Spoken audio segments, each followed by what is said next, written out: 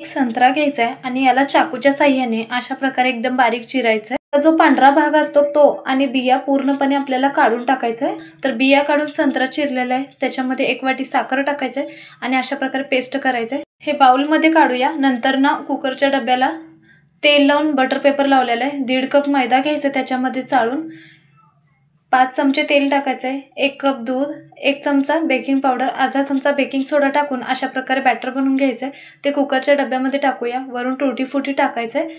तर या ठिकाणी मी पातेल्यात मीठ टाकून एक 10 मिनिटं प्री हीट करायला ठेवलं होतं। त्याच्यामध्ये हा डब्बा ठेवूया आणि 30 ते 35 मिनिटं आपण बेक करून घेतलेला आहे। तर या ठिकाणी पूर्णपणे चाकू क्लीन झालाय। थंड झाल्यानंतर ना अशा प्रकारे आपण केक काढून घ्यायचे।